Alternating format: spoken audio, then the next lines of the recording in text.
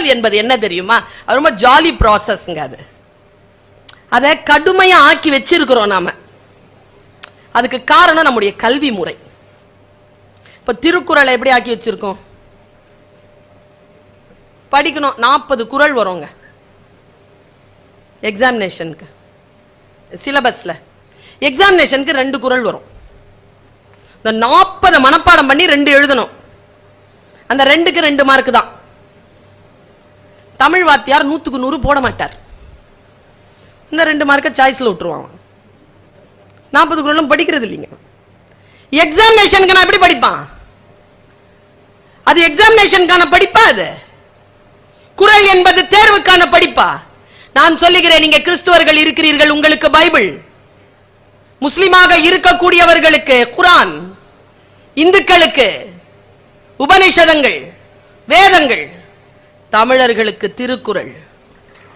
திருக்குறள் தான் மறை. திருக்குறளை குழந்தைகள் கையில் கொடுங்கள். நான் இந்த புக் ஃபேர்ல இந்த வருஷம் முழுக்க ப்ராபகண்டா பண்ணிட்டு இருக்கிறது ஒரு குறளை. இங்கேயும் சொல்லிட்டு போயிடுறேன். ஓரவஞ்சனை எதுக்கு? இதுவரைக்கும் நமக்கு படிச்சது, இதுவரைக்கும் நம்ம புரிஞ்சுக்கிட்டது எல்லாம் போன தலைமுறை சொல்றது. ஏன் தெரியுமா?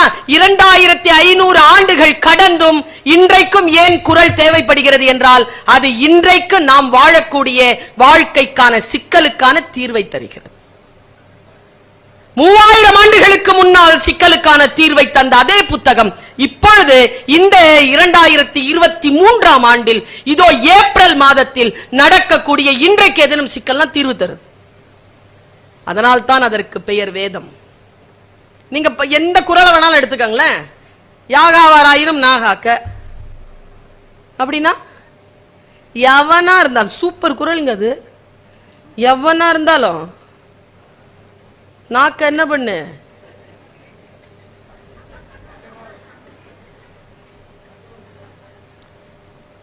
அது நம்மால் சும்மா இல்லை.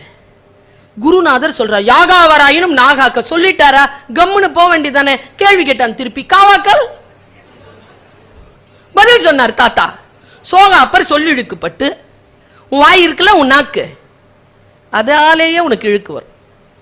சில பேர் பேசும்போது பாவமா இருக்கோங்க. நான் செத்தாலும் மூஞ்சில முழிக்க மாட்டேன். நீ தான் செத்துருவியே,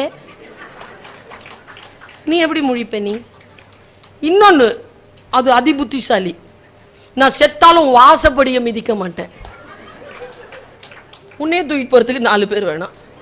நீ எப்படி ஏன் வாசலுக்கு வந்து மிதிப்ப? ஒளர்றதுங்க, ஒளர்றது. சொல்றார் வள்ளுவர், யாகாவராயினும்.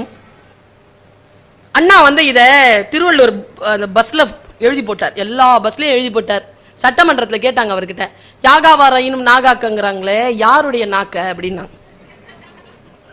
அண்ணா தந்த பதில் என்ன தெரியுமா? எவன் கிட்ட நாக்கு இருக்கும் அவன் எல்லாம் காப்பாத்திக்கணும் யான்ட்டார். அதானே குறள் இன்றைக்கு தீர்வு தருகிறது. அது மாதிரி ஒரு நான் சொல்றேன், இதோ கன்னியாகுமரினா இங்க முப்பெருங்கடல் தானே, 3 கடல் சங்கமிக்கின்ற அந்த இடத்தை போய் பார்த்திருக்கிறீர்களா? பேரமைதியாக இருக்கும். ஆட்சி சொல்றா அவ்வை, 7 கடலை, சரியா? அது எதுல? அணுவை பிளந்து, அணு இருக்குல்ல, அணு, ஆட்டம், அணுவை பிளந்து 7 கடலை புகட்டி குறுக தரித்தது குறள்.